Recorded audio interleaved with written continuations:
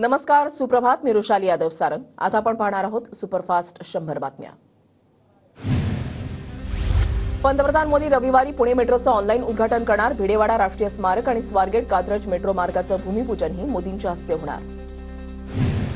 आज सकाळी 11 वाजता महाविकास आघाडी पुणे मेट्रोचं उद्घाटन करणार. मोदींचा कालचा दौरा रद्द झाल्यामुळे उद्घाटनावरून मविया आक्रमक.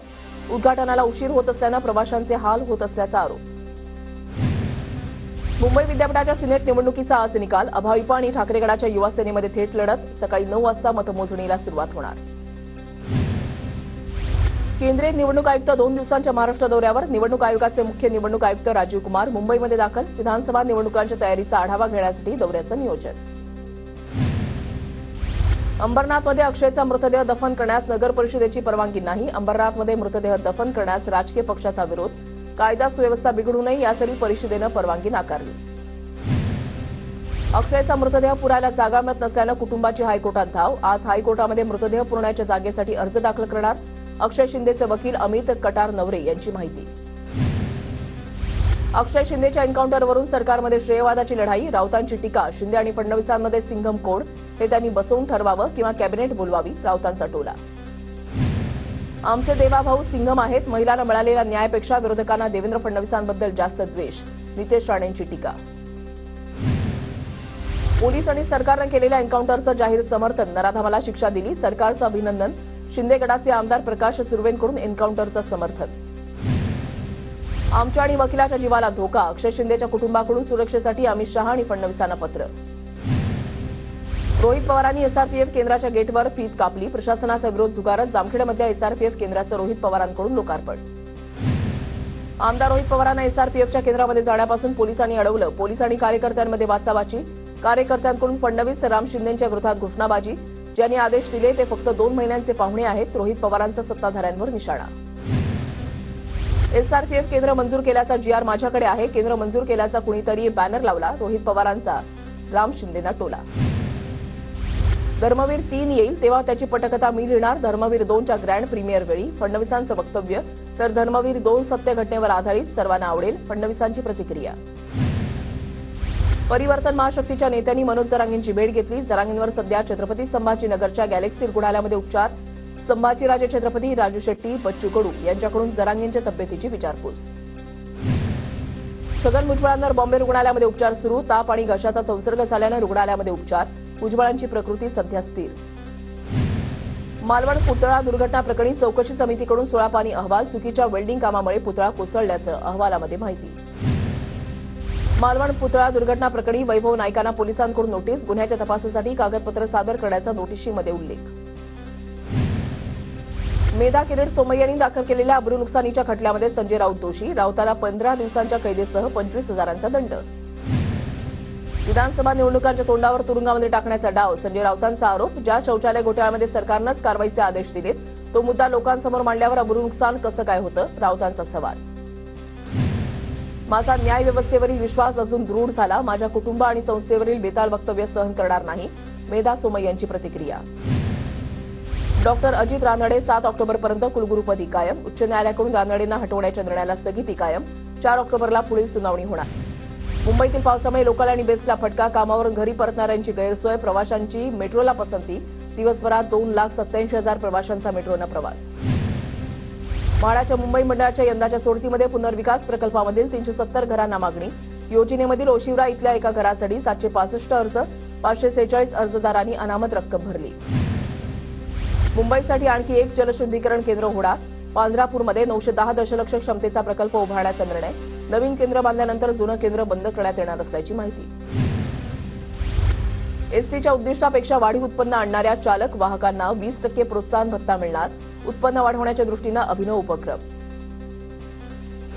बिल्किस बानो प्रकरणाविषयीची गुजरात सरकारची याचिका सर्वोच्च न्यायालयानं फेटाळली. दोषींच्या सुटकेवर राज्याविरुद्ध केलेल्या टिप्पण्या रद्द करण्याची मागणी गुजरात सरकारनं केली होती. परराज्यातून आयुर्वेद पदवी घेणाऱ्या महाराष्ट्रामधील विद्यार्थ्यांना दिलासा. पदव्युत्तर अभ्यासक्रमासाठी राज्य कोट्यामधून प्रवेश. एमएमआरडीएच्या प्रकल्पांना पीएफसीचं अर्थबळ. प्राधिकरण महामंडळामध्ये करार. 31,673 कोटी रुपयांचं कर्ज. विदर्भात 2 दिवसांपासून मुसळधार पाऊस सुरू. नागपूरसह यवतमाळ जिल्ह्यामध्ये वादळी वाऱ्यासह पावसाची हजेरी. पावसामुळे सोयाबीनसह खरीप पिकांना फटका बसण्याची शक्यता. मराठवाड्यामध्ये 26 महसूल मंडळांना अतिवृष्टीचा फटका. छत्रपती संभाजीनगर जिल्ह्यामधील बुधवारी 110 मिलीमीटर पावसाची नोंद.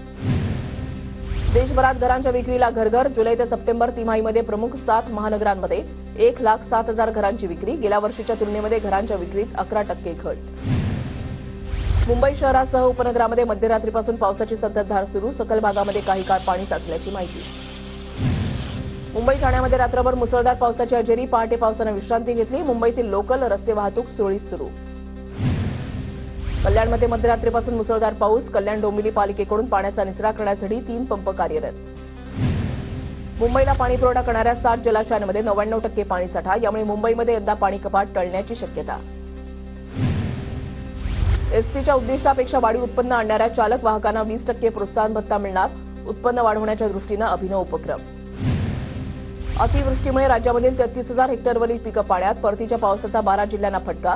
सर्वाधिक नुकसान बीड जिल्ह्यामधील शेतीचं. सोयाबीन कापसासह इतर पिकांना मोठा फटका.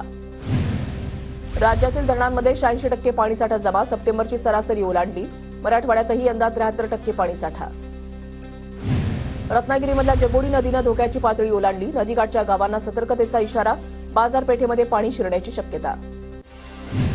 जळगावच्या एरंडोलमध्ये मुसळधार पावसाचा कहर. पाण्याच्या प्रवाहामध्ये दुचाकी आणि सायकल वाहून गेल्या. धुळे तालुक्यामधल्या कापडणे इथल्या भात नदीच्या फरशी पुलावरून पूल नसल्यानं बैलगाडी वाहून गेली आणि गावातील युवकांच्या सतर्कतेमुळे पुलामध्ये वाहून जाणाऱ्या बैलजोडीचा शेतकऱ्यांनी प्राण वाचवले. गोंदिया जिल्ह्यामध्ये परतीच्या पावसाची जोरदार हजेरी. धान पिकांना धोका निर्माण होण्याची शक्यता.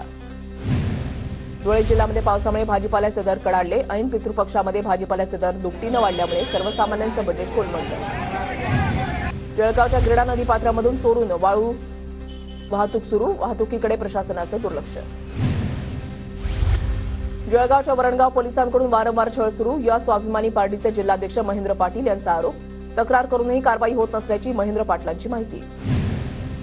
जळगावच्या जिल्हाधिकारी कार्यालयासमोर सरकारी कर्मचाऱ्यांसह शिक्षकांचं निदर्शनं. जुनी पेन्शन योजना लागू करण्यासह वेगवेगळ्या मागण्यांसाठी आंदोलनं. धुळे जिल्ह्यामध्ये ज्वारी आणि बाजरीच्या काढणीला वेग. जिल्ह्यातील शेतकरी काढणीच्या कामामध्ये व्यस्त. कंगना राणावतच्या इमर्जन्सी चित्रपटाला सेन्सॉर बोर्डाचा हिरवा झेंडा. चित्रपटातील काही दृश्य वगळण्याची सूचना केल्याची बोर्डाची हायकोर्टात माहिती. स्पाइस जेटच्या कर्मचाऱ्यांना 3 महिन्यांचं थकीत वेतन मिळालं. स्पाइस जेटकडून क्वालिफाईड इन्स्टिट्यूशनल प्लेसमेंटच्या माध्यमातून 3,000 कोटींच्या निधीची उभारणी.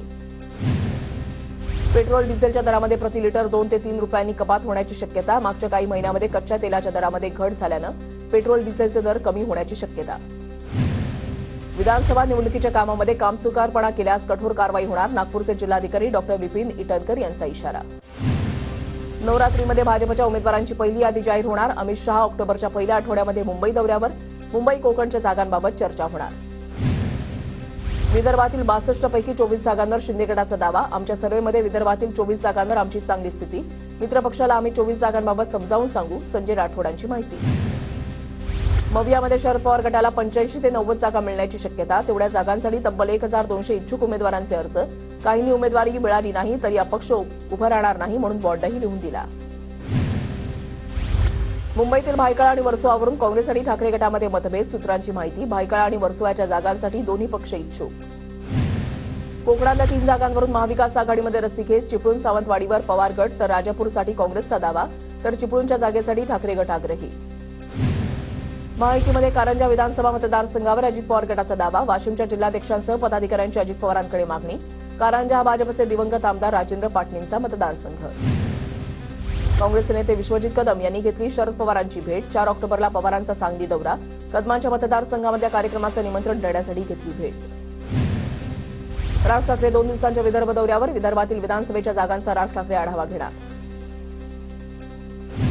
भाजप नेते हर्षवर्धन पाटील यांचे शरद पवार यांच्यासोबतचे पोस्टर व्हायरल. नव्या आकाशी नवी भरारी. हाती आपल्या विजयाची तुतारी. बॅनरवर उल्लेख.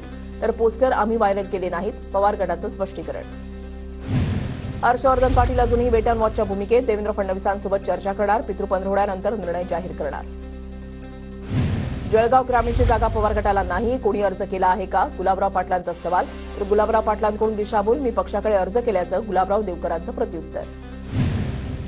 शिंदे गटाकडून महाविजय संवाद अभियानाची सुरुवात.